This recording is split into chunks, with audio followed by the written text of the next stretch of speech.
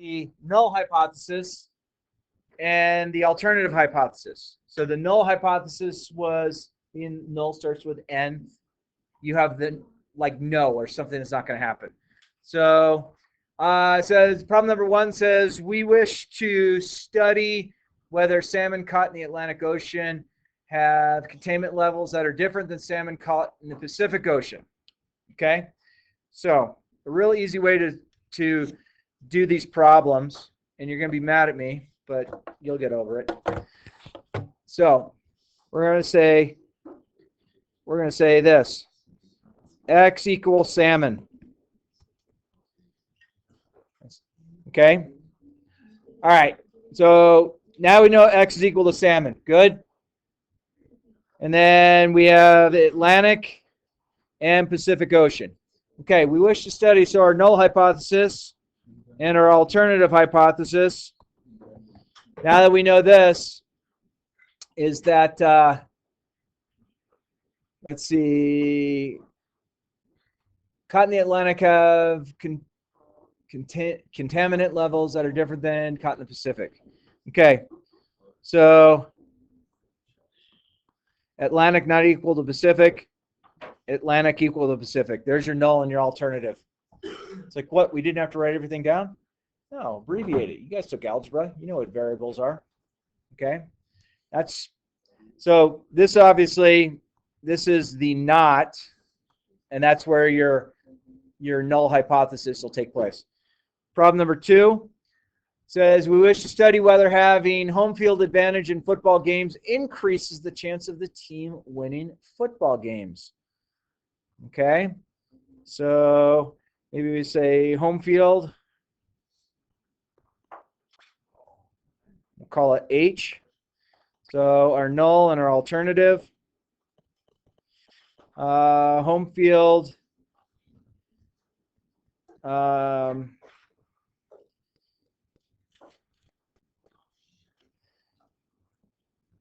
No advantage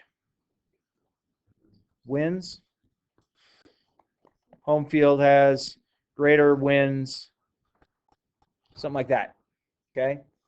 So again, in the null hypothesis, you have no in there or not or some word that means it's not going to take place. Good so far?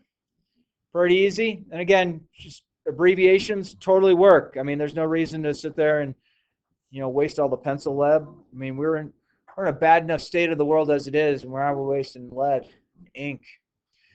3, we wish to study whether requiring frequent x-rays at dental appointment poses any health risks to patients.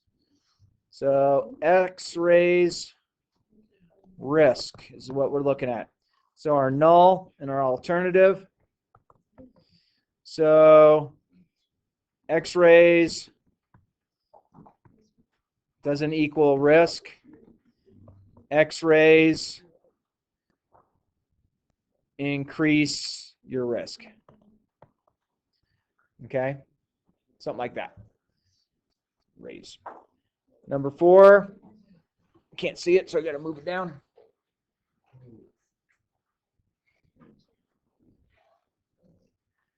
All right. We wish to study whether lowering taxes results in people spending more money when they shop. Oh, okay. Taxes and money. Okay, so our null alternative.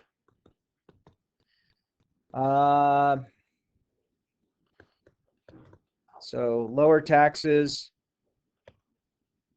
has no effect on spending. And then lower taxes increases our spending. Okay, and I'm just saying this is increase.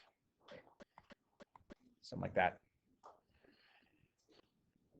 And then number 5, we wish to study whether frequent intake of caffeine inhibits a person's metabolism. Oh. Ooh, we like caffeine. Caffeine good. Caffeine versus metabolism. So our null, our alternative, caffeine does not equal a difference in the metabolism. And caffeine increases metabolism. We'll call it metal. Inhibits. Oh, so I just wanted to make this one a directional one. So actually today you'll find out what it means when we don't do two directional or two tail. Inhibits. Ooh.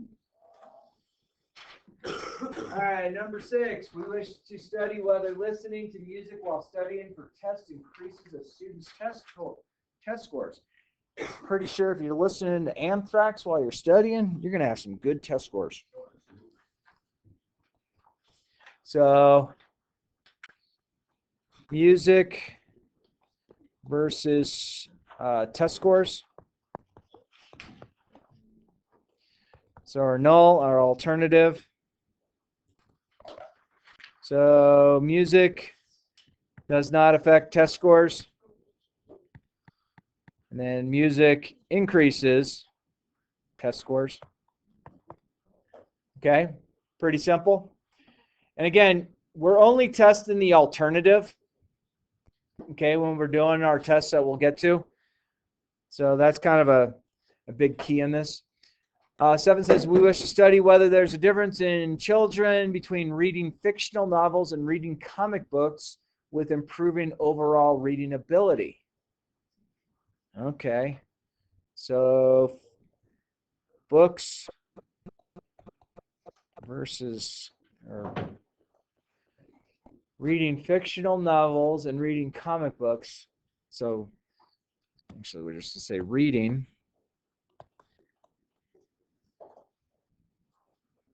Wait.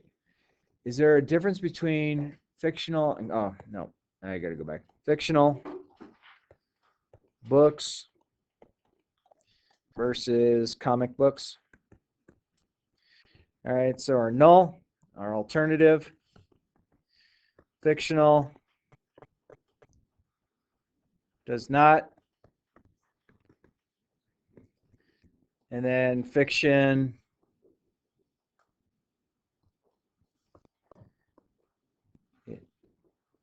is greater than comics or something like that. Okay. Make them simple. Make them simple. I mean, you make your own abbreviations. My abbreviations and my chicken scratch is not the right perfect way to do it. Great. We wish to study whether there is more crimes committed during a full moon than other times. Oh yeah. The lunar schedule messes with the human mind, I'm sure. I watched a documentary on TikTok. So full moon and crime. So our null, our alternative.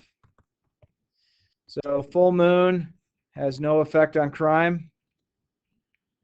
And a full moon increases crime. Something like that. Okay, again, we're going directional. When we get to the 2 tests, it's basically a not equal and an equal. So,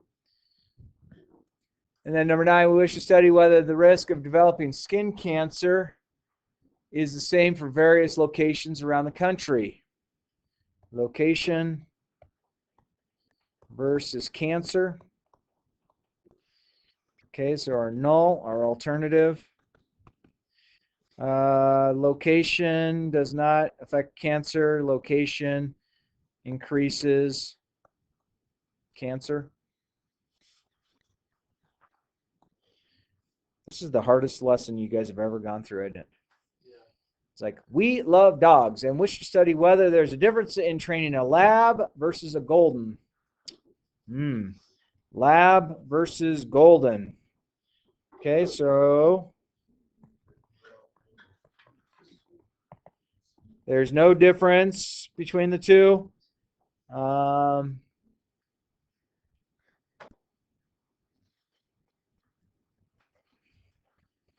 Is there a difference between Labrador and Golden? So I have to make this one direction. Lab, easier than Golden, something like that. And that's all you got to do. That's from Rachel next year. Not the worst, is it? Okay, name on that. Make sure I can read your name, please.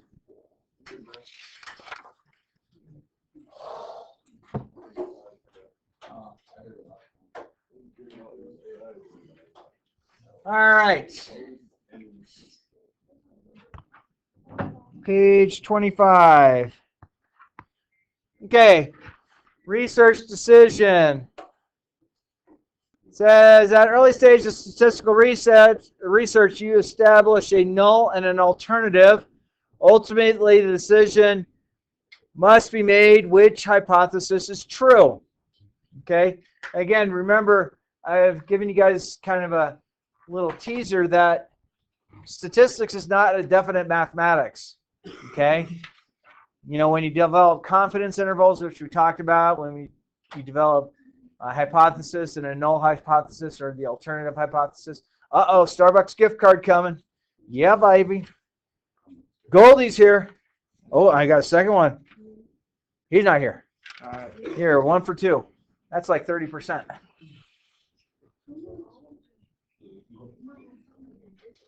All right. So there are only 2 possible outcomes in statistical research. We reject the null hypothesis. Okay. So let's think about this. We have a null, and we have the alternative.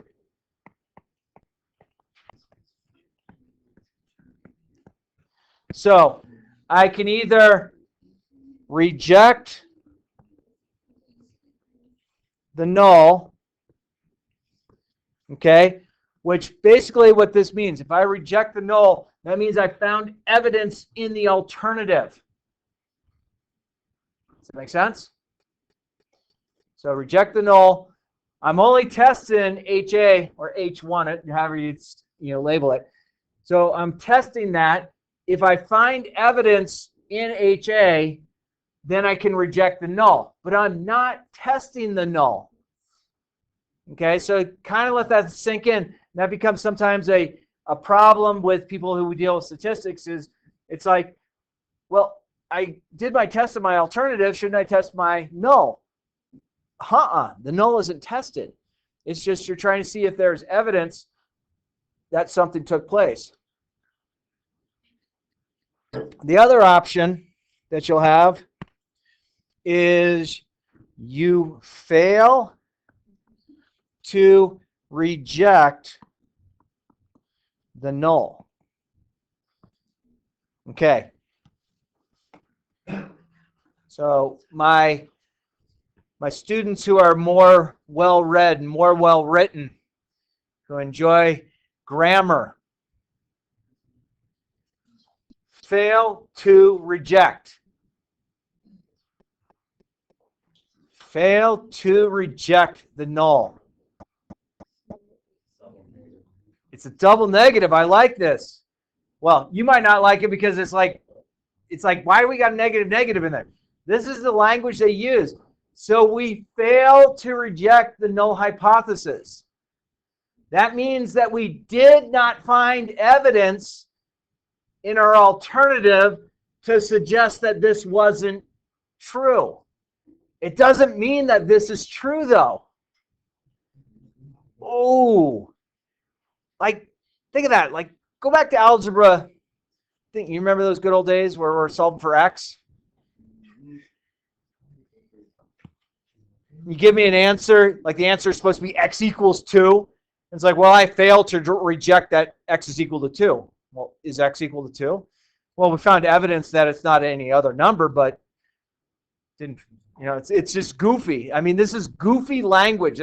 That's what they use in statistics. That's where it's like the legal thing. Like, we're not saying that we found anything against our null. but we're going to fail to reject it. It's like, what? When you go home today, I don't know if any of you have chores. Tell your folks, like, let's say your chores are, clean up the dog doo in the backyard. Tell your folks, I failed to reject that I pick up the dog stuff. Like, what? Doesn't mean that you will. It's just we didn't find evidence that you didn't. All right, so the language of these two decisions will probably seem odd for a while. It's going to seem odd forever if you go into statistics. It's just really odd. As this chapter progresses, you will see how data is collected and used for evidence. You will likely get more comfortable with the wording and the logic. Okay, you might get more comfortable with it, but you still will think it's strange. Okay. First of all, we cannot prove or even find strong evidence for a null hypothesis. The null hypothesis is the default hypothesis. It is the hypothesis that we assume is true unless we find evidence against otherwise. Okay? Court of law. You are innocent until proven guilty. Innocent until proven guilty. If you give a not guilty, that just means if your jury says this person's not guilty, that just means that they failed to give you the evidence to show that they were guilty. And so theoretically, the person, if they have the right attorneys and they have the right evidence that doesn't go in their favor, they might not be convicted being guilty. So you're presumed innocent until proven guilty. Yikes. When we fail to reject the null hypothesis, we are simply saying that we have not found strong enough evidence to claim that our default hypothesis is likely false. Therefore, logically, we must accept the null hypothesis is very plausibly true. It doesn't mean it's true. It's just I didn't find evidence against it. That's really kind of strange math. I can't really get to the exact answer. I just can tell you that I didn't find evidence against that answer. Okay, so when we reject the null, we simply say that we have found strong evidence that the null hypothesis is likely false and our alternative hypothesis is likely true. Okay, kind of likely. I'm not saying 100%. Example, assume that we are conducting a study to see if consuming more fish oil leads to a decreased risk of heart disease. Oh, my friends, perhaps you are the family that takes the supplements each day because, well, it says it's good for you on the label. Yeah, that's the sales pitch, friends. Yeah, but taking fish oil is good for you. Okay. Based on? Well, because we do and I'm healthy. Okay. All right. So our HO, our null, fish oil does not reduce the risk of heart disease. Our alternative, fish oil, reduces the risk of heart disease. Friends, we as people are looking for the magic pill that will keep us healthy. Agree? We're looking at ways to stay healthy. Now, don't get me wrong, that McDonald's, and that Burger King, that Wendy's, and that Sonic, they taste good. If you ever want to see your weight change, go work for a restaurant. You'll be like, gosh, my clothes are shrinking. No, you're getting fat. Sorry, it's just kind of how it is. Because, oh, somebody didn't want to eat this dinner. There's nothing wrong with it. Didn't even take it to the table. The customers left. Anyone want it? Yeah, let's see. It's 12:30 at night. I think I'll eat a 3,000-calorie meal dinner. When I used to work at the pizza restaurant, oh my gosh, there was always mistake pizzas that were made or someone didn't pick up their pizza. Hey, anyone want this pizza? What time is it? We're closing at 1:30. In the morning? Yeah, I should eat that. Not good. Won't do you good. All right. So if we fail to reject the null, we find strong evidence that fish oil reduces the risk of heart disease. Okay. If we fail to reject the null, we did not find strong evidence that fish oil reduces the risk of heart disease. That doesn't mean it doesn't work. It's just we didn't happen to find evidence in our data collection. Wrong thing to say if we reject the null hypothesis. We find strong evidence that fish oil does not reduce the risk of heart disease. We will not be able to find strong evidence for the null hypothesis. Again, friends, we don't test the null. We're finding evidence in the alternative. If we don't find evidence, we're not saying the null is necessarily true or not. It's just we didn't find evidence. Okay? In the language of statistics, the previous example involved is called one tail. Okay, the reason it's called one tail is we're talking about it lowers your risk of heart disease. All right. This is the page that your environmental science teachers don't like, which is fine. Okay, one-tailed versus two-tailed alternative hypothesis. One-tail means this is basically what one-tail means.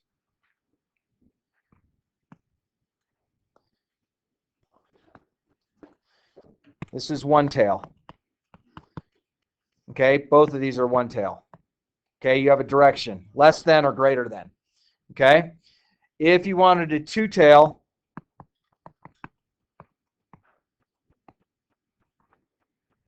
this is two-tail. So that's basically the regions you're testing. So a one-tail for the fish oil reduces the risk of heart disease. That's your alternative. They didn't give us the null. Two-tail, fish oil affects the risk of heart disease. So maybe fish oil is really bad for you, so it's a two-tail in that situation. Here's your science teacher's favorite one. One-tail, global warming. Two-tail, climate change. Okay, let me explain the difference between one-tail and two-tail. Okay, remember when we were doing a normal curve on Desmos and we had like a colored-in region in the middle? And then you had an area to the left and to the right? As long as you went the same distance to the left and to the right of your parameter or your mean, that means that the areas and the tails are the same size. So, my friends, if you're doing a two-tail test, you are able to find evidence at twice the rate that you're not if you're doing a one-tail, because your area is twice as big. If I'm dealing with the left tail or the right tail as a one-tail situation versus I'm dealing with a two-tail, I have a twice as likely chance that I will be able to reject the null. Okay? So you're increasing your chances it takes place. One-tailed for the alternative, sleep deprivation hurts attention span. Two-tail, sleep deprivation changes the attention span. One-tail, aspirin improves blood circulation. Two-tail, aspirin alters blood circulation. One-tail, pets lower anxiety. Two-tail, pets change anxiety levels. You ever have that one dog where you couldn't wait for the dog to run away? Just drives you crazy every time you leave it. It rips up stuff and does a mess on the floor. So, as you can see, when the alternative hypothesis is two-tailed, the study appears open to either increase or decrease. Most research studies are one-tailed. However, because most researchers have a clear idea of the likely direction the research will take, most researcher studies are one-tailed. However, because researchers have a direction. So, if you are manufacturing a certain drug, you want that drug to either raise or lower. If you wanted to take a drug that raised your blood pressure because you're naturally lower blood pressure, your raising's one way. If you wanted to take blood pressure medication that lowers your blood pressure because you already have high blood pressure, you're looking in a direction. Okay. For example, there's a body of current research that suggests that consuming fish oil may be healthy. The researcher studying this will not want to choose a two-tailed test because the purpose of the research is to test whether this thinking is correct. If researchers choose a two-tailed test in this case and they reject the null, they will not find strong evidence that fish oil has some effect, good or bad, on heart disease. That is a disappointing result if the purpose of the research is to show the fish oil improves health. Okay?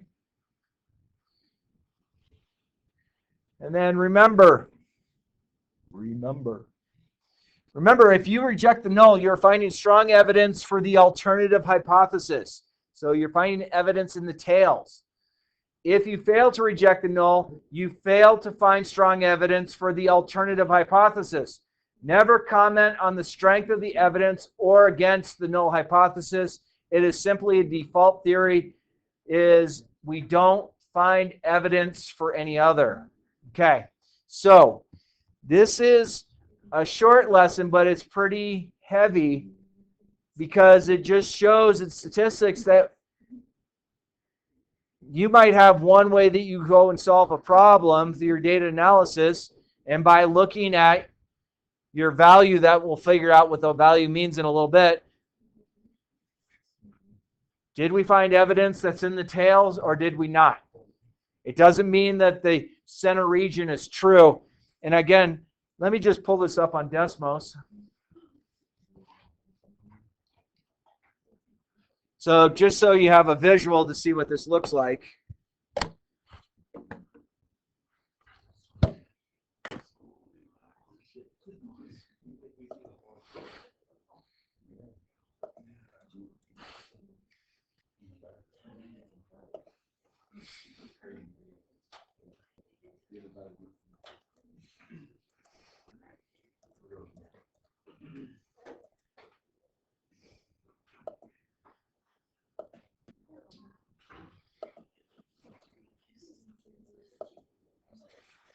All right, so I just made this as a one standard deviation away.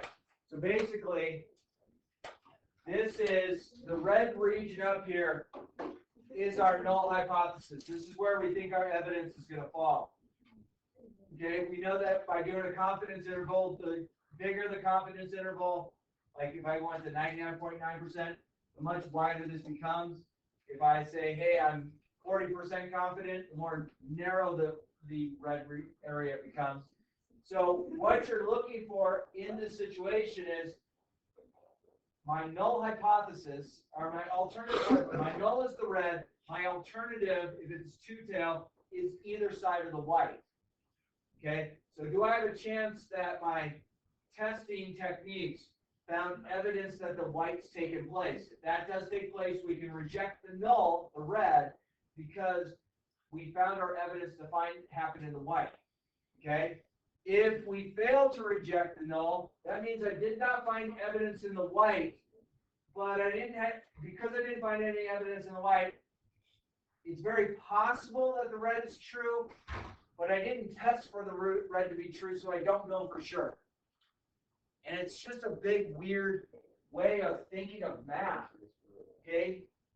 Just imagine if you're back, you probably could have gotten away with an ounce for 1 and an ounce for 2. Like let's say you get to a problem and you have no idea how to solve it. You could probably say, my null hypothesis is x is not equal to 3.